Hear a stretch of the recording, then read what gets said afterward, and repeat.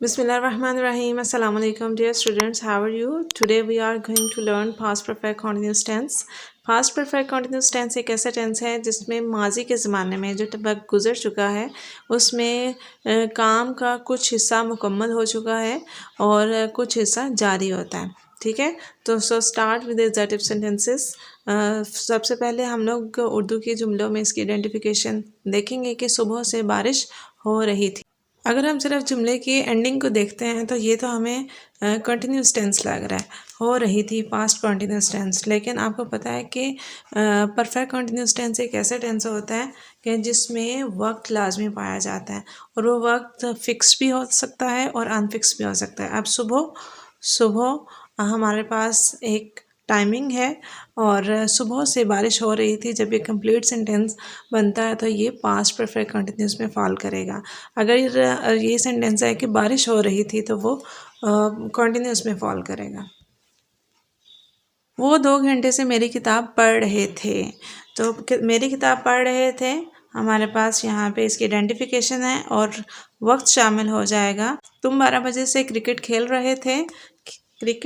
रहे थे और साथ में हमारे पास यहाँ पे वक्त भी मौजूद है। ठीक है, तो उर्दू के जुमलों में आपने इस चीज़ का ध्यान रखना है कि उर्दू का जुमला जो है रहा था, रही थी, रहे थे, फिर तो ख़त्म हो ही रहा है कंटिन्यूस की वजह से, बट उसमें कोई ना कोई वक्त पाया जाएगा और वो वक्त फिक्स्ड भी हो सकता है और अनफिक्स्ड भी हो सकता है। और वो किस तरह का टाइम होगा हम लोग मज़ीद आगे पढ़ते हैं। सबसे पहले इनको ट्रांसलेट करते हैं, फिर हमारा जो फार्मूला है उसे एक्सट्रैक्ट करेंगे, सिंस और फॉर का देखेंगे किस किस के साथ आता है। ठीक है, तो it had been raining since morning. इट के बाद हमने यूज़ किया है हैड बीन को और rain first form of verb है, आईएनजी लगा दिया गया तो रेनिंग विंग फॉर्म बन गई। सिंस मॉर्निंग, मॉर्निंग के लिए हमने सिंस को यूज़ किया है। वो 2 घंटे से मेरी किताब पढ़ रहे थे, वो जो के रहे थे ज़्यादा हैं तो हम लोग इसके लिए दे का यूज़ करेंगे। They had been studying my book या reading my book for 2 hours. तो फॉर 2 आवर्स से पहले हमने फॉर का यूज़ किया है। तुम 12 बजे से क्रिकेट खेल रहे थे। You had been playing cricket since 12 o'clock. You के साथ हमने हैड बीन यूज़ किया है। Ing form of verb object since and 12 o'clock. ठीक है, तो यहाँ पे आपने एक चीज़ ऑब्जर्व की होगी कि इट हमारे पास सिंगुलर प्रोनाउन है। ठीक है, एज अ सब्जेक्ट हमारे पास सिंगुलर प्रोनाउन है। दे हमारे पास as a subject plural pronoun है और यू एज अ सब्जेक्ट हमारे पास प्लूरल प्रोनाउन है। इट के साथ had been, they had been, you had been. It's mean के पास्ट परफेक्ट कंटिन्यूअस टेंस में जो सब्जेक्ट है चाहे वो फर्स्ट पर्सन आई हुई हो, सेकंड पर्सन यू हो या थर्ड पर्सन सिंगुलर और प्लूरल्स हो, ही शी इट दे, या सिंगुलर कोई नेम हो सकता है या प्लूरल्स नेम हो सकते हैं ज़्यादा सारे, तो उनके साथ हमने सबके साथ क्या यूज़ करना है, हैड बीन। इन सब के साथ हमने हैड बीन यूज़ किया। उसके बाद फॉर्म ऑफ वर्ब के साथ ING, ing form of verb, ing form of verb. इस टेंस में हम सेंटेंसेस को had been ing form of verb के साथ ट्रांसलेट करेंगे। ठीक है, ऑब्जेक्ट है। उसके बाद हमने टाइम को देखना है कि हमारे पास टाइम वो फिक्स टाइमिंग में फॉल कर रहा है या अनफिक्स टाइमिंग में फॉल कर रहा है। हम उसके according since and for use करेंगे। तो सिंस एंड फॉर किस किस के साथ आता है, डेज नेम के साथ, जैसे मंडे ट्यूसडे वेंसडे है। पार्ट ऑफ डेज जैसे morning, evening, afternoon. Month name के साथ, सीजन्स के साथ। क्लॉक के लिए, ईयर नेम के लिए जैसे 2001, 2, 3, 4, 23 या 22, 20, ये सारे इन सब के साथ सिंस यूज़ होगा। और फॉर जो है नंबर्स के लिए यूज़ होगा। ठीक है, नंबर्स ऑफ डेज़ के लिए 1 day, 5 days, 6 days, 10 days, 365 days. Weeks के लिए यूज़ होगा। Number of months, number of years, number of hours, numbers of minutes और नंबर ऑफ सेकंड्स के लिए यूज़ होगा। चलो जी, नेगेटिव सेंटेंसेस की बात करते हैं। नेगेटिव सेंटेंसेस ऐसे सेंटेंसेस होते हैं कि जिसमें काम की नफ़ी की जा रही होती है। जैसे सुबह से बारिश नहीं हो रही थी, it had not been raining since morning. एजेटिव सेंटेंस है सेम, जस्ट हमने हैड और बीन के दरमियान में नॉट लगा देना है, had not been. It had not been raining since morning, बाकी सेंटेंस का स्ट्रक्चर सेम रहेगा। वो 2 घंटे से मेरी किताब नहीं पढ़ रहे थे, तो दे हैड नॉट बीन। तो हैड और बीन के सेंटर में हमने नॉट को पुट कर देना, तो हमारा नेगेटिव सेंटेंस कंस्ट्रक्ट हो जाएगा। Studying my book for 2 hours, sentence remaining sentence as it is रहेगा। तुम 12 बजे से क्रिकेट नहीं खेल रहे थे, you had not been playing cricket since 12 o'clock। ठीक है, तो हैड और बीन के दरम्यान में नॉट आ जाएगा।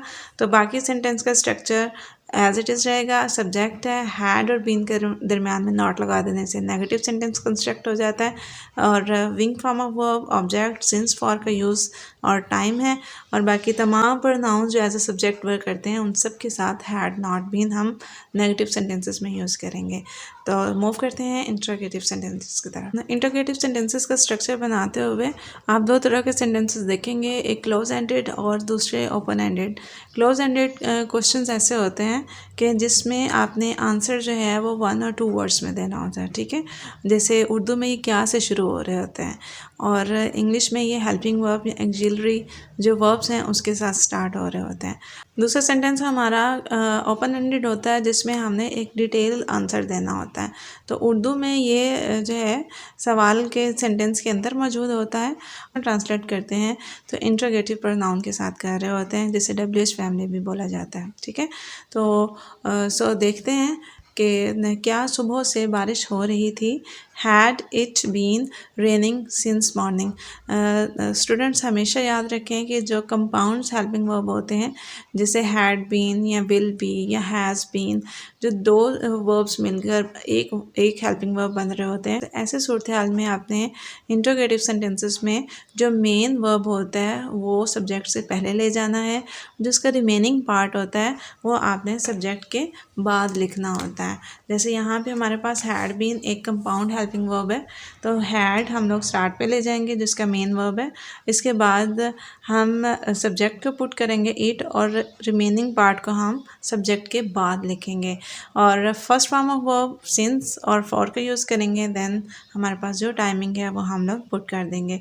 एक और चीज़ ये कि सम टाइम हमारे पास ऑब्जेक्ट होता है और सम टाइम ऑब्जेक्ट नहीं होता है। अगर हम फर्स्ट सेंटेंस की बात करें कि हैड इट बीन रेनिंग, कहाँ रेन हो रही है, वी हैव नो ऑब्जेक्ट। ठीक है, तो हमारे पास यहाँ पे ऑब्जेक्ट अवेलेबल नहीं है। सिंस एंड फार का यूज़ करेंगे उसके बाद, और उसके बाद टाइमिंग को पुट कर देंगे। क्या वो 2 घंटे से मेरी किताब पढ़ रहे थे, ये भी एक क्लोज एंडेड क्वेश्चन है। Had they been studying my book for 2 hours, तुम 12 बजे से कहाँ क्रिकेट खेल रहे थे। तो this is a open ended question, आपको यहाँ पे डिटेल एक आंसर देना होता है। तो ऐसे सेंटेंसेस को हम लोग WH वर्ड्स या इंट्रोगेटिव प्रोनाउंस जो हैं उनके साथ ट्रांसलेट कर रहे होते हैं, जैसे what, when, where, how, who, whose और होम। ठीक है, ये हमारे इंट्रोगेटिव प्रोनाउन है जिसे हम WH फैमिली भी कहते हैं। तो यहाँ पे हमारे पास जो वर्ड मौजूद है कहाँ, तो हम लोग वेयर को हम लोग ने पुट कर दिया है हैड से भी पहले। हमारा जो कंपाउंड हेल्पिंग वर्ब था उसके फर्स्ट पार्ट से भी पहले हमने WH वर्ड्स को पुट किया है। Where had you been playing cricket since 12 o'clock। Is it clear. तो यहाँ पर हमारे पास जो फार्मूला एक्सट्रैक्ट हो रहा है वो ये कि सबसे पहले आपने हैड लगा देना है, उसके बाद सब्जेक्ट, फिर बीन लगा देना है। और बाकी का सेंटेंस स्ट्रक्चर जो है वो एज इट इज़ रहेगा। विंग फॉर्म ऑफ वर्ब है, ऑब्जेक्ट है, सिंस एंड फॉर का यूज़ है, और उसके बाद टाइम। और WH वर्ड्स को हमने हैड से पहले पुट कर देना है जैसे हमने इस सेंटेंस में किया था। ठीक है, where had you been playing cricket since 12 o'clock। उम्मीद है कि आपके कॉन्सेप्ट्स क्लियर हो गए होंगे। इनकी बहुत सारी प्रैक्टिस करें, अपनी डे टू डे लाइफ में देखें। सेंटेंसेस आपके पास इर्द गिर्द मौजूद हैं। तो अपना बहुत सारा ख्याल रखिएगा। लाइक एंड शेयर करना मत भूलें। अल्लाह ने के बाद।